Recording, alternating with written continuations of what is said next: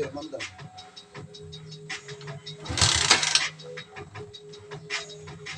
Kaya pala, naka-stand pala.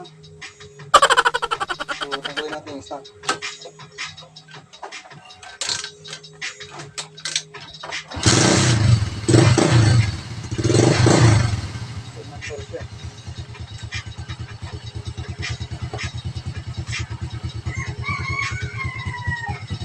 Subukan natin patayin sa side stand. Yun. Euro pero may kill switch yung side stand niya. So kung gusto mong malaman kung paano ko siya ginawa, panoorin mo ito hanggang dulo. So pasok mo na and through.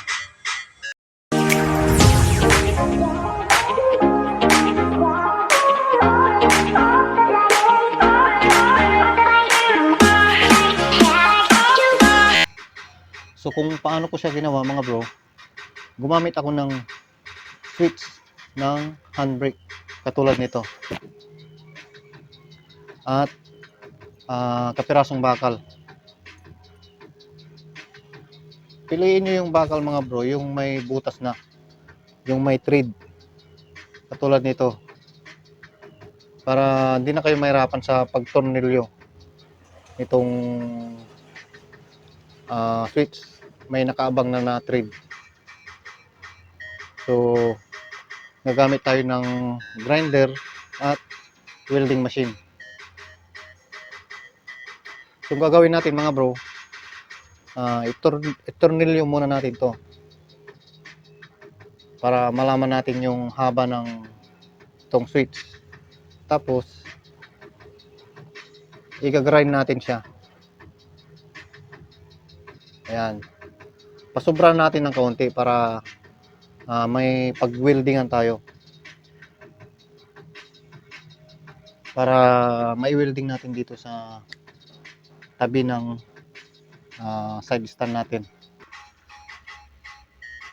So i-grind ko muna siya.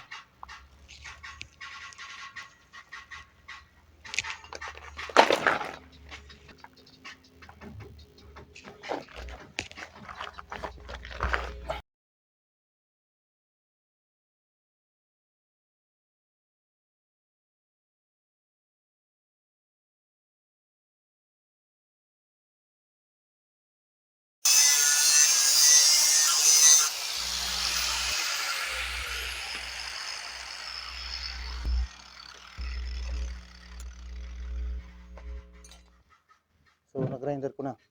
Ito yung gagamitin natin. So tanggalin natin yung matalas.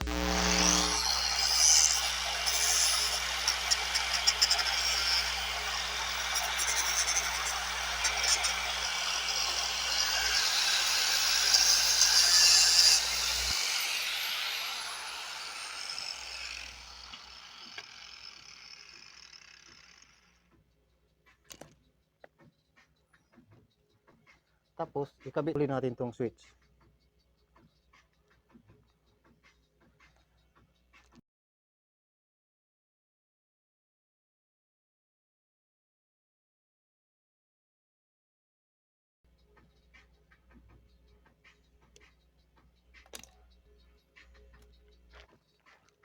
So ito siya mga bro. Pag nag-grind na natin, i-welding na natin dito sa side stand natin. So i-welding na natin. Bago natin to ispatan mga bro, isukat natin to. Isukat natin to sa side stand natin. Kailangan itong side stand natin tatama dito sa switch na to. Yan. Kailangan pagka inispatan natin, nakalubog to, tatama sa natin, side stand natin. So ispatan na natin.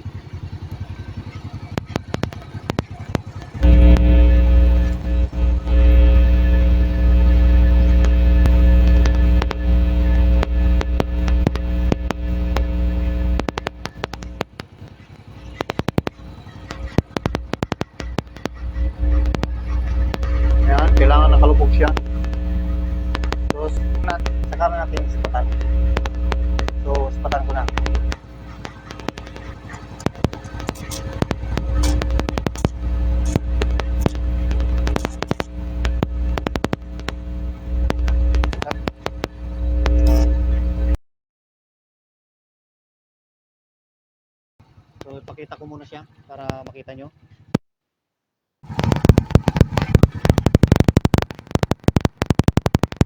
Yan siya, oh.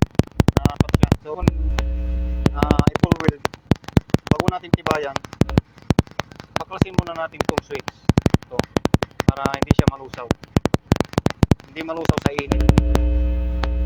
Ayan siya mga bro. Tatama siya. Bulubog yung switch. Yan. So tatama siya. Pag na-welding na mga bro, ikabit na natin yung wire galing sa switch. So dito ko siya kinabit sa positive ng pulser. So ilapit ko tong camera para makita nyo.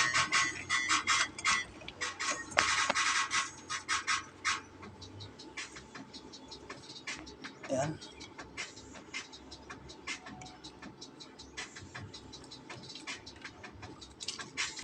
So ang positive ng pulser mga bro ng Euro is blue na may stripe na white. So ito siya, blue na may stripe na white. So dito natin i-connect yung wire galing dun sa switch na ginawa natin, yung dalawa na to. So dito natin siya ikakabit. Kung pareho tayo ng motor, gayahin nyo na lang tong ginagawa ko. So dito natin siya ikabit, positive ng pulser. So pugutin natin to.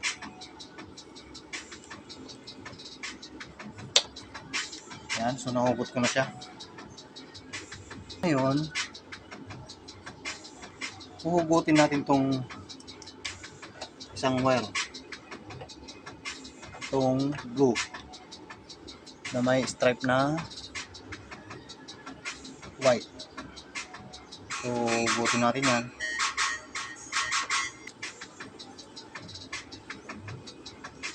Ayan.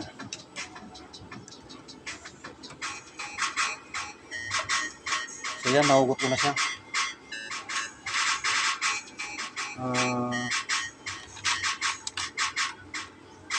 Kabit natin yung isang wire doon sa inugot natin.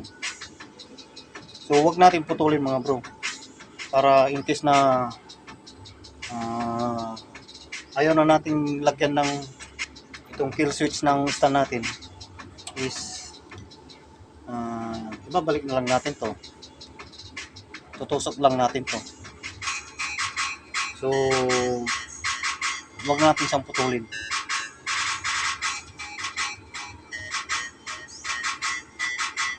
So ikabit ko na yung isang wire doon sa hinugot ko. Ayan. Tapos balutan natin ng electrical tape.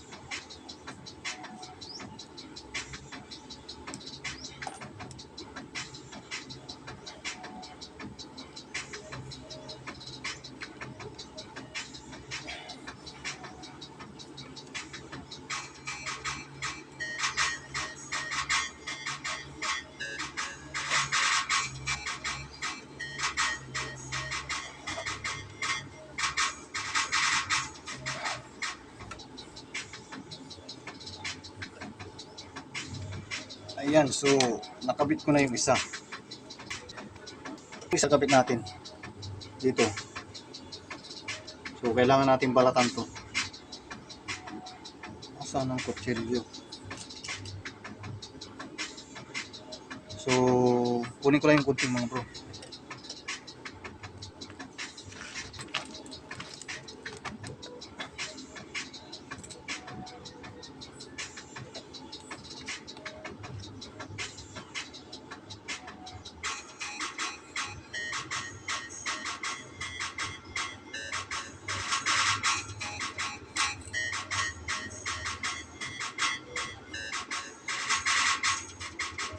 So nabalatan ko na siya.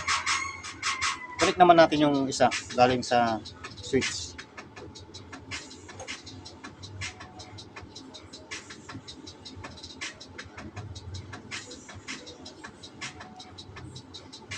Tapos baluin ng electrical tape.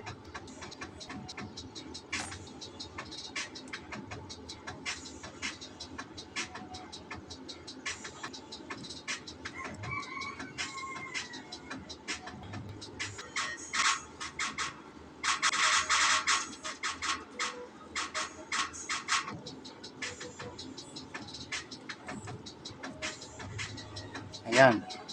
So, connect ko na siya mga bro. Ngayon, ibat. Connect na natin.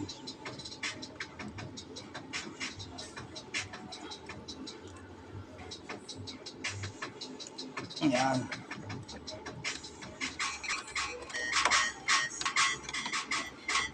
So, nakabit ko na siya mga bro. Testing natin. So, ilalayo ko tong camera para makita nyo.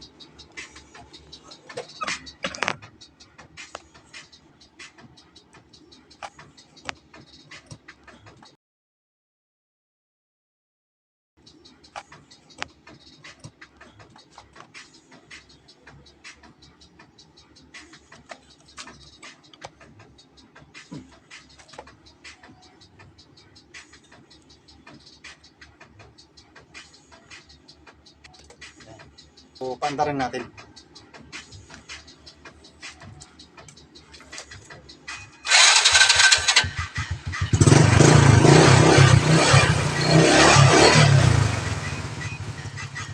Ayan siya mga bro. Umaandar siya.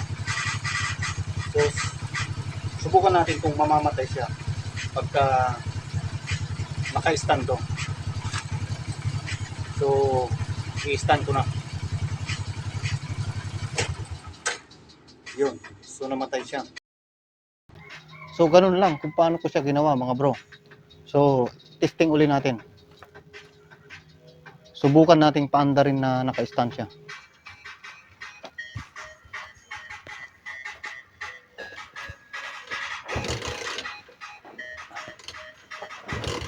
Yan, so ayaw siya. Ayaw umandar. So, tanggalin natin yung stand.